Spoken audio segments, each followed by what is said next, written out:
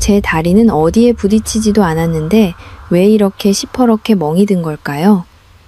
양치질을 할 때마다 잇몸에서 피가 멈추지 않아서 너무 무섭습니다. 이것은 최근 응급실에 급하게 실려온 70대 남성 박민수 씨가 의료진에게 호소한 충격적인 증상이었습니다. 박민수 씨는 평소 자신의 건강을 끔찍이 아끼며 관리하던 분이셨습니다. 혈관 건강이 걱정되었던 그는 피를 맑게 한다는 이야기를 듣고 매일 아침 눈을 뜨자마자 이 음식을 정성스럽게 챙겨 먹었습니다. 그것은 바로 한국인의 식탁에서 절대 빠질 수 없는 식재료인 마늘이었습니다. 마늘은 타임지가 선정한 세계 10대 건강식품이자 우리에게는 냄새만 제외하면 100가지 이로움이 있다는 일해백리의 명약으로 통합니다. 하지만 건강을 위해 챙겨 먹었던 그 마늘이 박민수 씨에게는 돌이킬 수 없는 독이 되어 돌아왔습니다. 검사 결과 그의 몸에는 마치 종이에 잉크가 번지듯 원인 모를 검붉은 멍자국들이 퍼져 있었고 코와 잇몸에서 시작된 출혈은 지혈이 되지 않아 생명까지 위협받는 일촉즉발의 상황이었습니다. 도대체 무엇이 잘못된 것일까요? 문제는 마늘 자체가 아니라 마늘을 잘못된 방법과 잘못된 시기에 섭취했다는 것에 있었습니다. 여러분은 어떠신가요? 혹시 몸에 좋다는 이유만으로 내 몸의 상태를 고려하지 않고 무작정 마늘을 드시고 계시지는 않습니까? 특히 고혈압 약을 복용 중이시거나 신장 기능이 예전 같지 않다고 느끼신다면 혹은 중요한 수술을 앞두고 계신다면 이 영상은 단 1초도 놓쳐서는 안 될 긴급 경고, 메시지입니다. 오늘 저는 여러분이 마늘을 보약처럼 드실 수 있도록 가장 중요한 3가지 핵심 정보를 낱낱이 알려드리겠습니다. 첫째, 마늘과 함께 먹으면 뇌출혈과 장기출혈을 일으킬 수 있는 최악의 상극조합과 약물에 대해 정확히 짚어드리겠습니다. 둘째, 신장 투석을 피하고 싶다면 절대 하지 말아야 할 마늘 섭취 습관과 콩팥을 지키는 안전한 섭취량을 알려드리겠습니다. 셋째, 마늘에 항암 성분과 영양소를 파괴하지 않고 흡수율을 200% 높일 수 있는 기적의 조리법과 10분의 법칙을 공개하겠습니다. 지금부터 알려드리는 내용만 잘 기억하셔도 여러분과 가족의 생명을 지키는 든든한 보험이 될 것입니다. 여러분, 방금 들려드린 박민수 어르신의 이야기가 남의 일 같지 않으시죠? 사실 저도 처음 이 사례를 접했을 때 가슴이 철렁 내려앉았습니다. 왜냐하면 우리 한국인들에게 마늘이란 단순한 식재료, 그 이상의 의미를 가지고 있기 때문입니다. 여러분도 잘 아시다시피 전 세계에서 마늘을 가장 많이 사랑하고 소비하는 민족이 누구냐고 묻는다면 그 대답은 의심할 여지 없이 바로 우리들입니다. 2020년에 기록된 통계 수치에 따르면 한국인 1인당 연간 약 7.2kg의 마늘을 소비한다고 합니다. 이는 전 세계 평균에 비해 정말 거대하고 놀라운 수치입니다. 이 수치를 일 단위로 나누어 보면 한국인 한 명당 매일 약 10쪽의 마늘을 먹는 셈이며 이는 매일 5쪽에서 6쪽의 마늘을 꾸준히 섭취하는 것과 같습니다.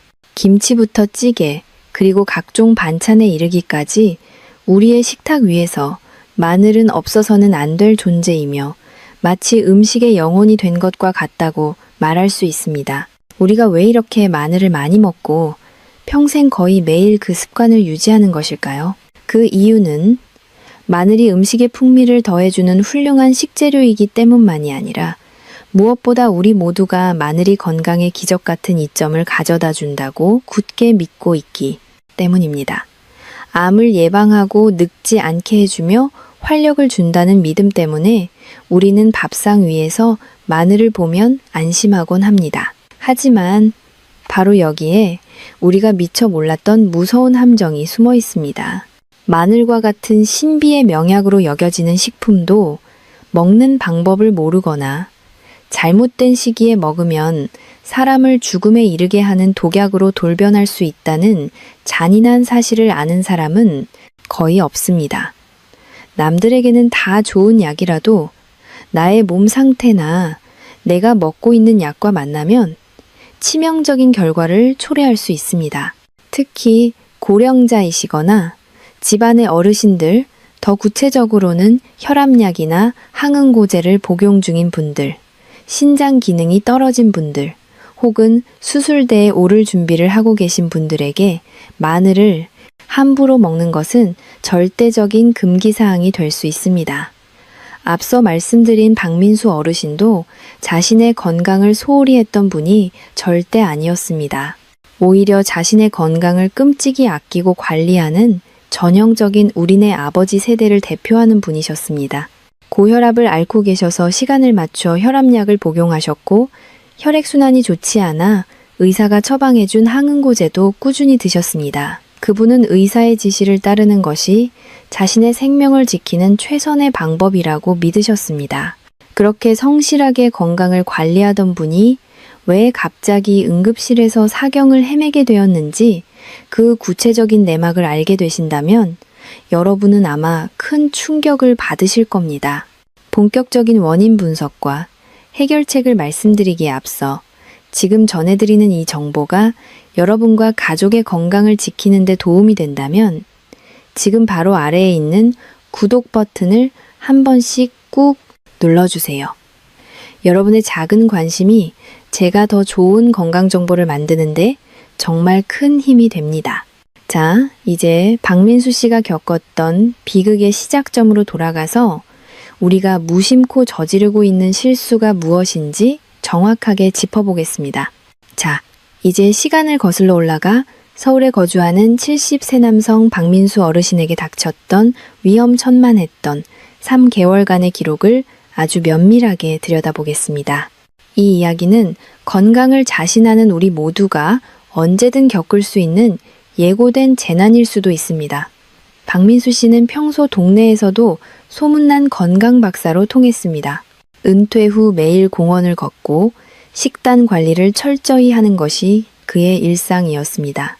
그는 10년 전 건강검진에서 고혈압 진단을 받아 혈압약을 복용하고 있었고 최근에는 혈액순환이 원활하지 않아 담당 의사의 처방에 따라 혈전 예방제인 아스피린 계열의 약물도 함께 복용 중인 모범적인 환자였습니다. 그러던 어느 날 오후 거실 소파에 앉아 텔레비전을 보던 박민수 씨의 눈이 번쩍 뜨이는 순간이 찾아왔습니다. 평소 그가 즐겨보던 건강정보 프로그램에서 마늘이 혈관 청소부라는 주제로 방송을 하고 있었기 때문입니다. 전문가들은 마늘이 피를 맑게 하고 혈압을 자연적으로 조절해주는 기적의 식품이라고 극찬했습니다. 그 방송을 보는 순간 박민수 씨는 한 가지 생각을 하게 되었습니다. 병원 약도 먹고 있지만 천연식품인 마늘을 함께 먹으면 내 혈관이 2배로 더 깨끗해지고 튼튼해지지 않을까 하는 생각이었습니다. 그는 장기적으로는 화학 성분인 병원 약을 줄여보겠다는 야심찬 계획을 세우고 그날부터 매일 아침 공복에 생마늘을 갈아 진한 즙으로 마시는 새로운 습관을 시작했습니다. 처음 생마늘즙을 마셨을 때는 혀가 아리고 위장이 타들어가는 듯한 강한 속쓰림을 느꼈습니다. 하지만 그는 그것을 약효가 몸에 퍼지는 명현 반응이라고 굳게 믿었습니다. 한국인이라면 을에 쓴 약이 몸에 좋은 법이라고 생각하기 마련이니까요. 그는 꾹 참고 3개월 동안 하루도 빠짐없이 고농도의 마늘즙을 섭취했습니다. 그렇게 한 달이 지났을 때 그는 피로감이 줄어든 것 같은 기분을 느끼며 자신의 선택이 옳았다고 확신했습니다. 하지만 이것은 폭풍전야의 고요함이자 몸이 보내는 마지막 침묵이었습니다. 섭취 2달째로 접어들면서 그의 몸 내부에서는 보이지 않는 균열이 시작되고 있었습니다. 가장 먼저 나타난 신호는 아침 양치질 시간이었습니다. 평소와 똑같이 칫솔질을 하는데 하얀 치약 거품 속에 분홍빛 피가 섞여 나오기 시작했습니다. 처음에는 잇몸이 좀 부었나 보다 하고 대수롭지 않게 넘겼습니다. 하지만 하루가 다르게 거품의 색깔은 점점 더 붉고 진해졌고 입안에서는 늘 비릿한 쇠맛이 맴돌았습니다. 그리고 운명의 3번째 달 결정적인 사건이 터졌습니다. 어느 날 아침 세수를 하던 중 코에서 뜨거운 액체가 주르륵 흘러내렸습니다. 무심코 닦아보니 선홍색 코피였습니다. 평소 같으면 5분도 안 되어 멈췄을 피가 10분이 지나고 20분이 지나도 멈추지 않고 콸콸 쏟아졌습니다. 휴지는 금세 피로 붉게 물들었고 그는 덜컥 겁이 나기 시작했습니다. 공포에 질려 거울을 본 그는 옷을 갈아입다가 자신의 허벅지와 종아리를 보고 소스라치게 놀라고 말았습니다. 어디에 부딪힌 기억이 전혀 없는데도 다리 곳곳에 시퍼런 멍자국들이 흉측하게 퍼져 있었습니다. 그 멍자국들은 일반적인 타박상과는 달랐습니다.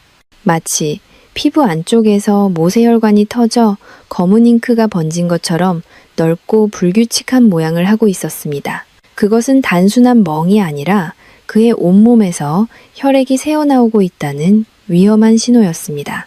상황의 심각성을 직감한 가족들은 그를 즉시 대학병원 응급실로 이송했습니다. 검사 결과 의료진은 박민수 씨의 혈액 응고 수치가 정상인보다 위험할 정도로 낮아져 있다는 사실을 발견했습니다. 이는 작은 충격에도 뇌출혈이나 장기 내 과다출혈로 이어질 수 있는 일촉즉발의 상태였습니다. 의사는 원인을 찾던 중 그가 아스피린과 함께 고농도의 생마늘즙을 매일 마셨다는 사실을 듣고 탄식했습니다. 의사는 이것을 불난집에 기름을 붓는 행위라고 표현했습니다. 의료진의 설명은 충격적이었습니다. 박민수 씨가 복용 중이던 아스피린은 피를 묽게 하여 혈관이 막히지 않게 돕는 약입니다. 그런데 마늘 속에 알리신 성분 또한 혈소판이 엉겨붙는 것을 막아 피를 묽게 만드는 강력한 작용을 합니다. 이미 약물로 인해 피가 묽어진 상태에서 매일 고농도의 마늘즙이 들어가니 혈액 내에서는 출혈을 막는 브레이크 기능이 완전히 마비되어 버린 것입니다. 혈관을 깨끗하게 하려던 노력이 오히려 혈관벽을 허물어뜨려 스스로를 피 흘리게 만든 것입니다. 다행히 박민수 씨는 즉시 마늘 섭취를 중단하고 지혈 치료를 받아 위기를 넘길 수 있었습니다. 퇴원하던 날 의사는 그에게 신신당부했습니다. 어르신 마늘은 좋은 음식이지만 약을 드시는 분에게는 독이 될 수 있습니다. 앞으로는 절대 즙으로 드시지 말고 반찬에 양념으로 조금만 넣어 드셔야 합니다. 이 사건을 통해 박민수 씨는 아무리 좋은 음식도 과하면 독이 된다는 사실을 뼈저리게 깨달았습니다. 방금 들으신 박민수 어르신의 사례가 혹시 남의 일처럼 느껴지시나요? 절대 그렇지 않습니다. 이것은 의학적으로 매우 명확하고 누구에게나 일어날 수 있는 과학적인 현상입니다. 도대체 우리가 즐겨 먹는 마늘 속에 어떤 성분이 들어있길래 병원에서 처방받은 약과 만났을 때 이토록 무서운 출혈을 일으키는 것일까요? 지금부터 그 비밀을 아주 이해하기 쉽게 풀어드리겠습니다. 이 원리를 알면 여러분은 평생 약과 음식을 섞어 먹는 실수를 하지 않게 될 것입니다. 마늘의 힘이자 동시에 위험을 만드는 핵심 성분은 바로 알리신이라는 화합물입니다. 여러분이 마늘을 칼로 다지거나 입안에서 씹을 때 톡 쏘는 매운 냄새가 코를 찌르는 것을 경험해 보셨을 겁니다. 그것이 바로 알리신이 방출되는 냄새입니다. 원래 마늘 속에는 알린이라는 성분과 알리나제라는 효소가 분리되어 숨어 있습니다. 그런데 마늘이 으깨지거나 상처를 입으면 이 두 성분이 만나 화학 반응을 일으키며 알리신으로 변신합니다. 이 알리신은 마치 두 얼굴을 가진 야누스와 같습니다. 한쪽은 우리 몸을 살리는 구원의 천사이고 다른 쪽은 조건을 잘못 만나면 파괴의 악마가 됩니다. 평소에 알리신은 우리 몸의 혈관을 확장시켜 혈류가 원활하게 흐르도록 돕습니다. 마치 좁아진 도로를 넓혀주는 교통경찰처럼 혈관을 넓혀 산소와 영양분이 온몸 구석구석 잘 전달되도록 합니다. 또한 강력한 살균 작용으로 나쁜 세균을 죽이고 혈관 벽에 낀 기름때를 녹여주는 고마운 역할을 합니다. 여기까지는 우리가 아는 마늘의 훌륭한 효능이 맞습니다. 하지만 문제는 알리신이 가진 또 다른 능력, 바로 강력한 항혈전 작용에 있습니다. 이해를 돕기 위해 우리 몸의 지혈 시스템을 집을 짓는 공사장에 비유해 보겠습니다. 우리 몸에 상처가 나거나 혈관에 미세한 실금이 가면 혈액 속에 있는 혈소판이라는 일꾼들이 즉시 그곳으로 달려옵니다. 이 혈소판들은 마치 벽돌처럼 서로 엉겨붙고 굳어져서 피가 밖으로 새지 않도록 단단한 벽을 쌓습니다. 이 과정을 의학적으로 혈소판 응집이라고 합니다.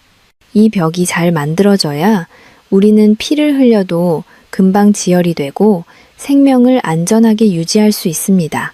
그런데 고혈압이나 심장질환, 뇌졸중 위험이 있는 분들이 드시는 아스피린이나 와파린, 클로피도그렐 같은 약물들은 이 공사장의 일꾼들이 서로 손을 잡지 못하게 강제로 떼어놓는 역할을 합니다. 피가 떡지거나 굳어서 혈관을 막는 뇌경색이나 심근경색 같은 사고를 예방하기 위해 인위적으로 피를 묽게 만드는 것입니다. 이미 약물 때문에 혈소판 일꾼들이 힘을 못 쓰고 뿔뿔이 흩어져 있는 상태인데 여기에 고농도의 마늘즙이 들어가면 어떤 일이 벌어질까요? 마늘 속의 알리신 또한 혈소판이 뭉치는 것을 강력하게 방해하는 성질이 있습니다. 약물이 일꾼들의 한쪽 팔을 묶었다면 마늘은 나머지 한쪽 팔마저 묶어버리는 셈입니다. 결국 우리 몸의 방어 시스템인 지혈작용이 완전히 무력화됩니다. 이것을 의학적 용어로 약물 상호작용의 상승 효과라고 합니다. 특히 더욱 위험한 것은 우리가 마늘을 먹는 방식과 양입니다. 한국인은 마늘을 단순히 향신료로만 쓰지 않습니다. 흑마늘이나 마늘, 진액마늘환처럼 고도로 농축된 제품을 건강기능식품으로 섭취하는 경우가 많습니다. 찌개나 김치에 들어가는 다진 마늘 한 스푼 정도는 약물과 큰 충돌을 일으키지 않을 수 있습니다.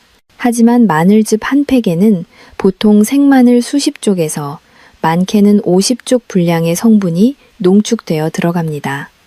이것은 식품의 영역을 넘어선 약물 수준의 고용량입니다. 매일 아침 약과 함께 이런 농축액을 마시는 것은 사실상 나는 오늘부터 지혈 기능을 포기하겠다고 선언하는 것과 다름없습니다. 지금 바로 여러분의 약봉투를 확인해 보십시오. 혹시 아스피린, 와파린, 헤파린, 플라빅스 같은 이름의 약이 들어있지는 않습니까? 혹은 의사로부터 피를 묽게 하는 약이니 다치지 않게 조심하세요 라는 말을 들은 적이 있으십니까? 만약 그렇다면 여러분은 마늘을 대할 때 매우 신중해야 합니다. 건강해지기 위해 먹은 음식이 오히려 혈관을 터뜨리는 흉기가 되어서는 안 됩니다. 내 몸에서 보내는 위험 신호를 놓치지 마십시오. 잇몸에서 피가 자주 나거나 양치할 때 비릿한 피맛이 느껴지거나 피부에 붉은 반점이 생기거나 대변 색깔이 짜장면처럼 검게 나온다면 이것은 이미 여러분의 위장이나 장기, 내부에서 출혈이 진행되고 있다는 위급한 신호일 수 있습니다. 이럴 때는 즉시 마늘 섭취를 중단하고 병원을 찾아야 합니다. 하지만 마늘이 주는 공포는 여기서 끝이 아닙니다. 혈액의 문제를 넘어서 우리 몸의 정수기라고 불리는 콩팥, 즉 신장에도 마늘은 치명적인 독이 될 수 있습니다. 특히 신장 기능이 조금이라도 떨어진 분들에게 마늘 속의 특정 성분은 심장을 멈추게 할 수도 있는 시한폭탄과 같습니다. 혈액순환만 신경 쓰느라 미처 몰랐던 신장에 대한 위협은 과연 무엇일까요? 다음 부분에서는 신장 건강과 마늘의 관계에 대해 우리가 몰랐던 충격적인 사실을 파헤쳐 보겠습니다. 방금 전까지 우리는 마늘이 혈액 속에서 어떻게 작용하여 지혈을 방해하고 출혈을 일으키는지에 대해 살펴보았습니다. 피가 멈추지 않는다는 것은 눈에 보이는 공포이기에 우리가 금방 알아차리고 대처할 수 있습니다. 하지만 지금부터 제가 말씀드릴 내용은 눈에 보이지 않아서 더 무섭고 아무런 예고 없이 찾아와서 더욱 치명적인 이야기입니다. 바로 우리 몸의 정수기이자 생명의 필터라고 불리는 콩팥, 즉 신장에 관한 진실입니다. 많은 분이 마늘은 항암식품이고 면역력을 높여주니 당연히 신장에도 좋을 것이라고 막연하게 생각하십니다. 하지만 우리 몸의 장기 중에서 나이가 들수록 가장 정직하게 늙어가는 장기가 바로 콩팥입니다. 통계적으로 40세 이후가 되면 우리 신장의 여과 기능은 매년 1%씩 자연적으로 감소합니다. 즉, 여러분이 지금 70대라면 여러분의 신장은 젊었을 때에 비해 이미 30%에서 40% 정도 기능이 떨어져 있는 상태라는 뜻입니다. 이것은 병이 아니라 자연스러운 노화 과정입니다. 문제는 이렇게 기능이 떨어진 신장에 고농도의 마늘이 들어갔을 때 발생합니다. 마늘 속에는 칼륨이라는 성분이 들어 있습니다. 건강한 신장은 우리가 음식으로 칼륨을 많이 섭취하더라도 소변을 통해 여분의 칼륨을 아주 똑똑하게 배출해냅니다. 그래서 일반인들은 마늘을 얼마나 먹든 걱정할 필요가 없습니다. 하지만 만성 콩팥병을 앓고 계시거나 투석을 받고 계신 분들, 혹은 병원에서 콩팥 수치가 조금 높다는 경고를 들으신 분들의 몸속에서는 전혀 다른 재앙이 벌어집니다. 이분들의 신장은 구멍이 막힌 필터와 같아서 배출되어야 할 칼륨이 밖으로 나가지 못하고 피 속에 그대로 쌓이게 됩니다. 이것을 의학적으로 고칼륨 혈증이라고 부릅니다. 특히 제가 가장 경계하는 것은 한국인 특유의 건강즙 문화입니다. 우리는 몸에 좋다고 하면 양파즙, 배즙, 호박즙, 그리고 마늘즙까지 냉장고에 꽉 채워두고 물처럼 마십니다. 농축된 것이 더 흡수가 잘 되고 효과가 빠를 것이라고 믿기 때문입니다. 하지만 마늘즙 한 포에는 생마늘 수십 쪽 분량의 칼륨이 고스란히 농축되어 있습니다. 신장 기능이 떨어진 분이 이 고농축 칼륨 폭탄을 마시게 되면 혈액 속 칼륨 농도는 순식간에 치솟게 됩니다. 이것은 마치 꽉 막힌 하수구에 물을 들이붓는 것과 같습니다. 혈액 속에 칼륨이 너무 많아지면 가장 먼저 타격을 받는 곳은 바로 심장입니다. 심장이 불규칙하게 파르르 떨리는 부정맥이 발생하고 칼륨 수치가 임계점을 넘는 순간 예고도 없이 심장은 멈춰버립니다. 그렇다면 심장이 멈추기 전에 우리 몸은 어떤 신호를 보낼까요? 안타깝게도 많은 분이 이 위험 신호를 단순한 피로감으로 착각하고 놓쳐버립니다. 혹시 마늘즙이나 건강식품을 드신 후 입술 주위가 찌릿찌릿하거나 혀가 뻣뻣하게 마비되는 느낌을 받으신 적이 없으십니까? 혹은 손발끝이 저리거나 다리에 힘이 빠져 걷기 힘든 증상이 나타나지는 않으셨나요? 이것이 바로 심장이 멈추기 직전 몸이 보내는 마지막 구조 신호입니다. 이럴 때는 즉시 섭취를 중단하고 응급실로 달려가야 하는데 대부분 내가 요즘 무리했나 보다 하고 잠을 청하다가 변을 당하곤 합니다. 더욱 무서운 것은 신장은 70%에서 심지어 90%가 망가질 때까지도 통증이 없는 침묵의 장기라는 점입니다. 만약 최근에 피 검사를 해본 적이 없거나 소변에 거품이 많이 난다거나 아침에 일어나면 눈꺼풀이나 손발이 자주 붓는다면 여러분도 잠재적인 위험군일 수 있습니다. 이런 상태에서 텔레비전 광고만 믿고 천연 소화제라며 마늘즙을 무분별하게 드시는 것은 러시안 룰렛 게임을 하는 것만큼이나 위험한 도박입니다. 그렇다면 신장이 약한 사람은 마늘을 평생 입에도 대지 말아야 할까요? 절대 그렇지 않습니다. 중요한 것은 섭취하는 형태입니다. 칼륨은 물에 잘 녹는 수용성 물질입니다.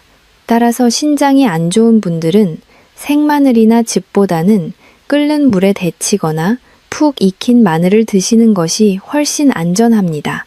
채소를 데치면 칼륨이 물로 빠져나가듯이 마늘도 익혀서 드시면 칼륨 섭취를 줄일 수 있습니다. 그리고 무엇보다 농축된 진액 형태는 절대적으로 피하셔야 합니다. 이것 하나만 지키셔도 여러분의 콩팥은 훨씬 편안해질 것입니다. 잠시 여기서 여러분께 부탁드리고 싶은 것이 있습니다. 신장 건강은 한 번 잃으면 다시는 되돌릴 수 없는 비가역적인 특성을 가지고 있습니다. 지금 바로 이 영상의 공유 버튼을 눌러서 사랑하는 가족이나 친구들에게 카카오톡으로 보내주세요. 특히 당뇨나 고혈압이 있는 지인이 있다면 이 정보가 그분들의 생명을 구하는 동아줄이 될 수도 있습니다. 그리고 아직 구독을 안 하신 분들이 계신다면 지금 구독 버튼을 한번 꾹 눌러주세요. 앞으로도 생명과 직결된 중요한 건강 정보를 가장 빠르고 정확하게 전달해 드리겠습니다. 이제 마늘이 주는 공포는 혈액과 신장을 넘어 마지막 단계로 향합니다. 바로 수술실에서의 악몽입니다. 혹시 임플란트 시술이나 백내장 수술 혹은 내시경 검사를 앞두고 계신가요? 그렇다면 지금 당장 마늘을 끊으셔야 합니다. 도대체 수술 전 며칠부터 마늘을 끊어야 안전한 것일까요? 이어서 수술을 앞둔 분들이 반드시 지켜야 할 골든타임 법칙에 대해 알려드리겠습니다. 마지막으로 오늘 내용을 가슴 깊이 새기겠다는 의미로 아래 댓글창에 건강 약속 4글자를 남겨주세요. 여러분의 그 작은 다짐이 모여 더 건강한 삶을 만드는 첫걸음이 됩니다. 저는 여러분의 댓글을 하나하나 읽으며 진심으로 응원하겠습니다. 자, 그럼 수술실의 비밀을 밝히러 다음 내용으로 넘어가 보겠습니다. 앞서 우리는 마늘이 혈액과 신장에 미치는 치명적인 영향에 대해 알아보았습니다. 하지만 이 모든 위험이 한꺼번에 폭발하는 가장 긴박한 순간이 있습니다. 바로 여러분이 수술대 위에 누워 있을 때입니다. 지금부터 말씀드릴 내용은 단순히 건강관리를 넘어 생존의 문제입니다. 혹시 여러분이나 가족분들 중에 다음 달에 임플란트 시술이 예약되어 있거나 백내장 수술 혹은 건강검진, 위내시경이나 대장내시경을 앞두고 계신 분이 있다면 지금 하던 일을 멈추고 이 내용에 귀를 기울이셔야 합니다. 수술실에서 집도를 하는 외과 의사들이 가장 두려워하는 상황은 무엇일까요? 그것은 수술 도중 환자의 심장이 멈추는 것도 있지만 그보다 더 빈번하고 당혹스러운 상황은 바로 피가 멈추지 않는 것입니다. 의사가 환부의 절개를 시작했는데 피가 솟구쳐 시야를 가리고 지혈을 해도 계속해서 피가 배어나온다면 수술 시간은 예상보다 2배, 3배 길어질 수밖에 없습니다. 수술 시간이 길어진다는 것은 마취 시간이 늘어나는 것을 의미하며 이는 고령의 환자에게 폐렴이나 합병증 위험을 급격히 높이는 결과를 초래합니다. 그런데 놀랍게도 이런 위험천만한 상황을 만드는 주범이 환자가 수술 전날까지 몸보신을 하겠다며 챙겨 먹은 마늘즙인 경우가 상당히 많습니다. 많은 분이 이렇게 반문하십니다. 선생님, 저는 암 수술 같은 큰 수술을 하는 게 아니라 그저 치과에서 임플란트 하나 심는 건데요. 혹은 내시경으로 작은 용종 하나 떼어내는 건데 괜찮지 않을까요? 라고 말입니다. 이것은 정말 위험한 착각입니다. 우리 몸의 혈관은 모두 연결되어 있습니다. 특히 치과 시술은 출혈이 발생하면 피가 기도를 막을 수도 있는 예민한 부위입니다. 내시경 용종 제거술 또한 장기 내부의 살점을 떼어내는 것이기에 확실한 지혈이 되지 않으면 집에 돌아가서 장내 출혈로 다시 응급실로 실려올 수 있습니다.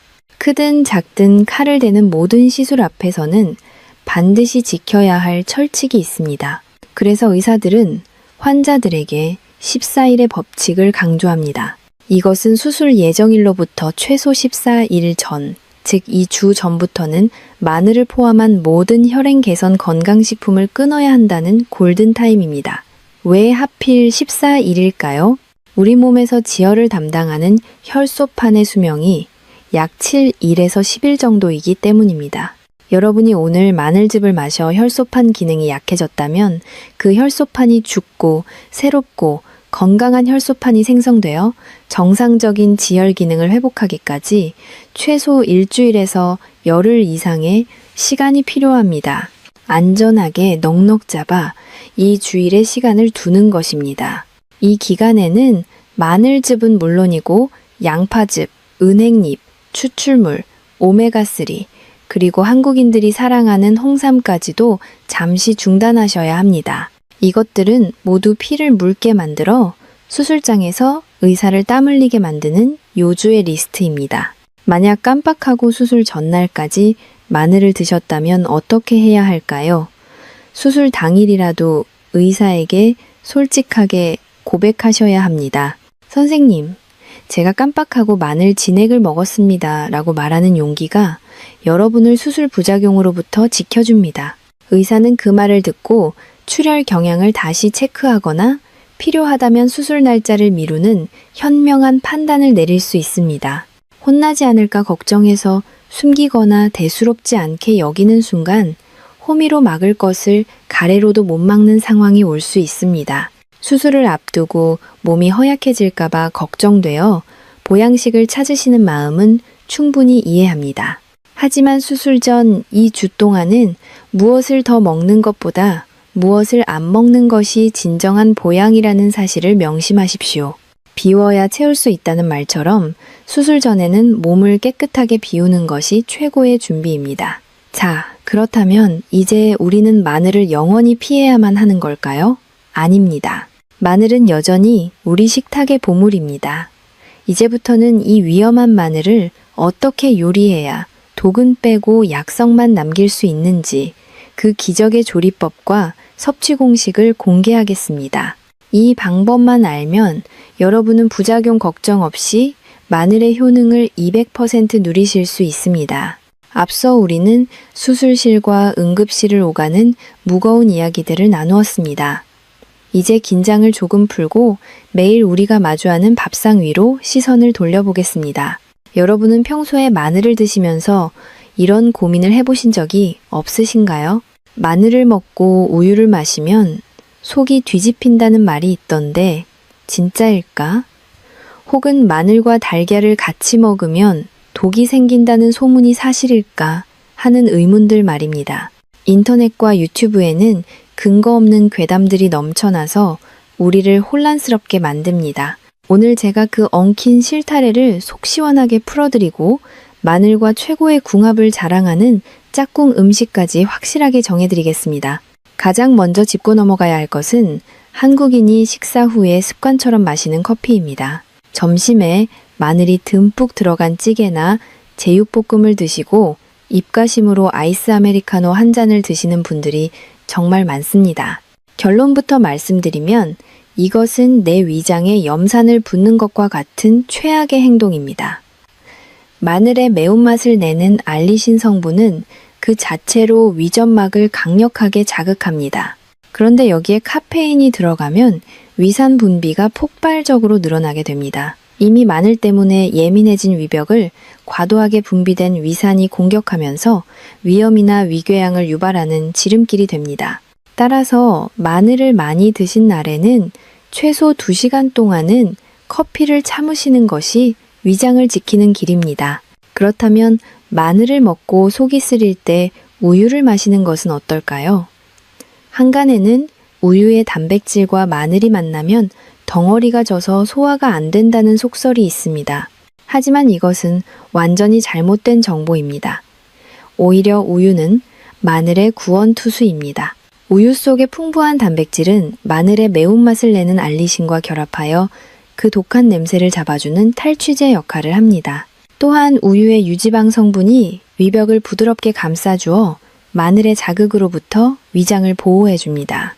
그러니 마늘 요리를 드실 때 우유를 곁들이거나 식후에 우유 한 잔을 드시는 것은 아주 지혜로운 섭취 방법입니다. 다음으로 논란이 많은 조합은 바로 달걀입니다. 마늘과 달걀을 함께 조리하면 영양소가 파괴된다는 소문이 돌기도 했습니다. 하지만 이것 역시 사실무근입니다. 마늘과 달걀은 서로의 단점을 완벽하게 보완해주는 천생연분입니다.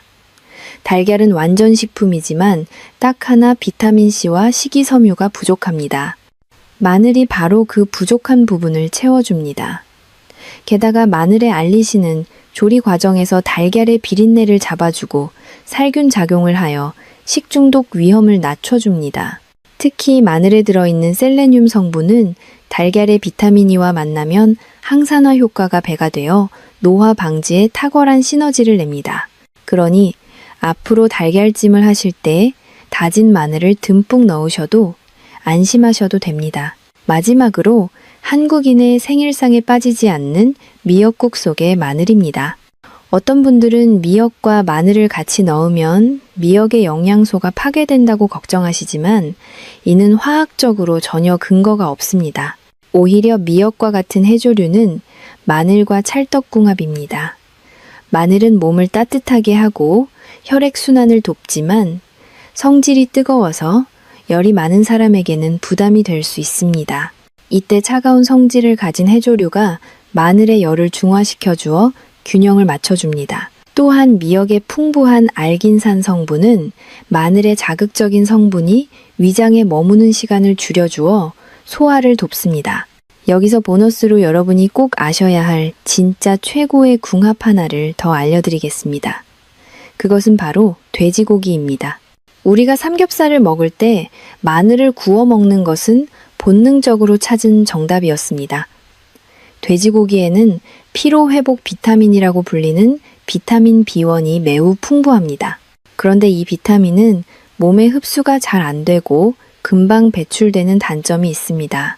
이때 마늘의 알리신이 비타민 B1과 만나면 알리티아민이라는 새로운 물질로 변신합니다. 이 물질은 체내 흡수율을 무려 10배 이상 높여주어 지치지 않는 활력을 선물합니다. 이것이야말로 진정한 약식 동원, 즉 음식이 곧 약이 되는 순간입니다. 자, 이제 오해는 풀리셨나요? 커피만 조심한다면 우유도 달걀도 미역도 돼지고기도 모두 마늘과는 훌륭한 파트너입니다. 하지만 아무리 좋은 짝꿍을 만나도 조리법이 잘못되면 말짱 도루묵이 됩니다. 여러분은 혹시 마늘을 기름에 볶을 때 태우거나 국에 넣고 너무 오래 끓여서 영양소를 다 날려보내고 계시지는 않습니까? 혹은 생마늘이 좋다고 해서 무조건 씹어 드시다가 위장을 망치고 계시지는 않습니까? 마늘의 핵심 성분인 알리신을 지키면서도 매운맛은 없애고 항암 효과는 극대화하는 기적의 조리법이 따로 있습니다. 그리고 마늘을 먹고 나서 10분을 기다려야만 생기는 놀라운 마법이 있습니다. 이어서 마지막으로 여러분의 주방을 약국으로 만들어줄 마늘 섭취의 황금 레시피와 오직 아는 사람만 실천하고 있는 10분의 법칙을 공개하겠습니다. 이 방법대로라면 여러분은 마늘의 부작용은 제로로 만들고 효능은 200% 가져가실 수 있습니다. 이제까지 우리는 마늘이 가진 무서운 두 얼굴과 오해들에 대해 긴 여행을 해왔습니다. 어떤 분들은 겁이 나서 아예 마늘을 끊어야겠다고 생각하실지도 모르겠습니다. 하지만 그것은 구더기 무서워서 장 못 담그는 격입니다. 마늘은 여전히 신이 우리에게 선물한 최고의 식재료임에 틀림없습니다. 중요한 것은 나에게 맞는 옷을 입듯이 내 몸 상태에 딱 맞는 조리법을 선택하는 지혜입니다. 지금부터 여러분의 부엌을 약국으로 바꾸고 마늘을 진정한 불로초로 만드는 가장 확실하고 구체적인 해결책을 하나하나 떠먹여 드리겠습니다. 메모장이 준비되셨다면 지금부터 집중해 주십시오. 첫 번째로 여러분이 반드시 실천해야 할 가장 쉬우면서도 가장 중요한 법칙은 바로 10분의 미학입니다. 한국 사람들은 성격이 급해서 마늘을 다지자마자 바로 뜨거운 냄비나 찌개 속으로 던져 넣는 경우가 많습니다. 하지만 이것은 마늘의 핵심 영양소를 제 발로 걷어차는 행동입니다. 앞서 마늘의 핵심 성분이 알리신이라고 말씀드렸습니다. 그런데 통마늘 속에는 알리신이 존재하지 않습니다. 알린이라는 성분과 알리나아제라는 효소가 따로 존재하다가 우리가 칼로 다지거나 으깰 때 비로소 만나서 알리신으로 변신합니다. 이 두 성분이 만나서 화학 반응을 일으킬 시간이 필요합니다. 그 골든타임이 바로 10분입니다. 마늘을 다지거나 으깬 후 바로 조리하지 마시고 딱 10분만 공기 중에 놔두십시오. 이 짧은 기다림 동안 항암 효과와 면역력 증진 효과가 있는 유효 성분이 폭발적으로 생성됩니다. 10분 뒤에 조리하면 열을 가해도 영양소 파괴가 훨씬 줄어든다는 연구 결과도 있습니다. 오늘부터는 요리 시작할 때 무조건 마늘부터 다져놓고 다른 재료를 손질하는 습관을 들이십시오. 이 사소한 순서의 차이가 10년 뒤 여러분의 건강을 바꿉니다. 두 번째 해결책은 조리법의 혁명입니다. 위장이 약하거나 신장이 걱정되시는 분들에게 생마늘은 부담스러운 존재입니다. 이런 분들에게 강력하게 추천하는 조리법은 바로 찐 마늘입니다. 마늘을 굽거나 튀기는 것보다 증기로 찌는 것이 영양학적으로 가장 우수합니다. 마늘을 100도 이상의 온도에서 익히면 알리신 성분은 줄어들지만 대신 S알릴시스테인이라는 강력한 항산화 물질이 생성됩니다. 놀라지 마십시오. 생마늘보다 찐 마늘에서 이 성분이 무려 3배에서 10배 가까이 증가합니다. 이 성분은 혈관 내 활성산소를 제거하고 동맥경화를 예방하는 데 탁월한 효과가 있습니다. 게다가 익힌 마늘은 매운맛이 사라지고 달콤해져서 위장에 자극을 주지 않습니다. 또한 물에 찌는 과정에서 신장에 부담을 주는 칼륨 성분이 어느 정도 빠져나가기 때문에 신장 기능이 떨어진 분들도 소량씩 안전하게 드실 수 있는 가장 이상적인 형태가 됩니다. 그렇다면 이 좋은 찐 마늘을 매일 꾸준히 먹을 수 있는 최고의 방법은 무엇일까요? 여기서 여러분께 한국의 장수 노인들이 즐겨 드시는 기적의 레시피, 꿀마늘 만드는 법을 아주 상세하게 알려드리겠습니다. 이 꿀마늘은 혈관 청소는 물론 피로 회복과 면역력 강화에 타의 추종을 불허하는 보약입니다. 만드는 과정 하나하나에 중요한 포인트가 있으니 잘 들으셔야 합니다. 먼저 품질 좋은 국산 통마늘을 준비해서 껍질을 깨끗하게 벗기고 씻어줍니다. 여기서 잠깐 팁을 드리자면 씻은 마늘의 물기를 완벽하게 제거하는 것이 첫 번째 성공의 열쇠입니다. 물기가 남아있으면 꿀에 절일 때 곰팡이가 생길 수 있습니다. 마른 행주나 키친타월로 물기를 꼼꼼히 닦아주십시오. 그리고 찜기에 물을 붓고 물이 끓어오르면 마늘을 넣습니다. 찌는 시간은 딱 15분이 적당합니다. 너무 오래 찌면 마늘이 물러져서 식감이 나쁘고 너무 짧게 찌면 매운맛이 남습니다. 15분간 찐 후에는 불을 끄고 뚜껑을 덮은 채로 5분간 뜸을 들입니다. 이제 잘 쪄진 마늘을 꺼내서 식혀줍니다. 뜨거운 상태로 꿀을 부으면 꿀의 좋은 효소가 파괴될 수 있으니 반드시 미지근해질 때까지 식혀야 합니다. 마늘이 식는 동안 보관할 유리병을 열탕 소독해줍니다. 냄비에 찬물과 유리병을 같이 넣고 끓여서 병 내부를 스팀으로 살균한 뒤 물기를 바짝 말려주십시오. 이제 소독된 병에 식힌 찐 마늘을 3분의 2 정도 채워 넣습니다. 그리고 그 위로 꿀을 부어주는데 마늘이 잠길 정도로 찰랑찰랑하게 부어주시면 됩니다. 이때 꿀은 설탕이 들어간 사양벌꿀보다는 자연산 아카시아 꿀이나 밤꿀을 쓰시는 것이 약효면에서 훨씬 좋습니다. 여기서 많은 분이 놀라서 질문하시는 부분이 있습니다. 선생님, 마늘을 꿀에 절여놨는데 며칠 뒤에 보니까 마늘이 초록색으로 변했어요. 이거 썩은 거 아닌가요? 버려야 하나요? 라는 질문입니다. 결론부터 말씀드리면 절대 버리시면 안 됩니다. 이것은 녹변 현상이라고 하는데 마늘 속의 아미노산과 효소가 꿀의 유기산과 만나서 일어나는 지극히 자연스러운 화학 반응입니다. 마치 사과를 깎아 놓으면 갈색으로 변하는 갈변 현상과 같은 원리입니다. 초록색으로 변해도 영양 성분이나 맛에는 전혀 문제가 없으며 독성이 생긴 것도 아니니 안심하고 드셔도 됩니다. 이렇게 만든 꿀 마늘은 뚜껑을 닫고 실온에서 하루 정도 숙성시킨 뒤 냉장고에 넣어 일주일에서 2주일 정도 더 숙성시킵니다. 이 기간 동안 꿀의 삼투압 작용으로 마늘 속에 유효 성분이 배어 나오고 마늘에는 꿀의 영양소가 스며들어 환상의 조화를 이루게 됩니다. 완성된 꿀마늘은 젤리처럼 쫀득하고 밤처럼 고소하며 달콤합니다.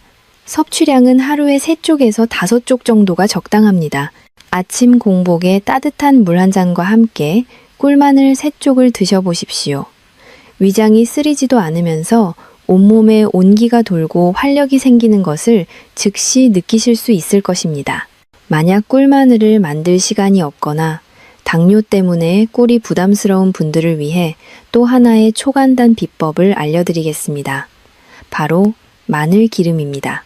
프라이팬에 올리브유를 넉넉히 두르고 편으로 썬 마늘을 약한 불에서 노릇노릇해질 때까지 천천히 볶아주십시오.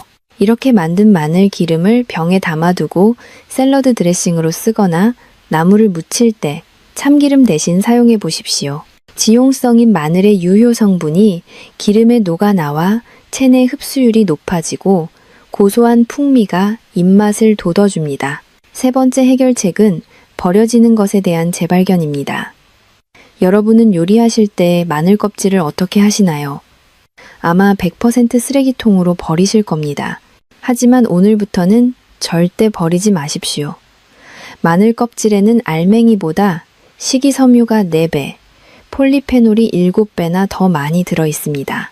특히 암세포의 증식을 억제하는 효과가 탁월하다는 연구 결과가 쏟아져 나오고 있습니다. 깨끗이 씻은 마늘 껍질을 말려두었다가 프라이팬에 기름 없이 살짝 삶아 주십시오. 그리고 물을 끓일 때 이 껍질을 한 줌 넣고 보리차처럼 끓여 드시면 구수하면서도 항산화 성분이 가득한 최고의 건강차가 됩니다. 또한 수육을 삶거나 육수를 낼 때 양파 껍질과 함께 마늘 껍질을 넣어주면 잡내는 사라지고 영양은 배가 됩니다. 이것이 바로 버릴 것 하나 없는 마늘의 신비입니다.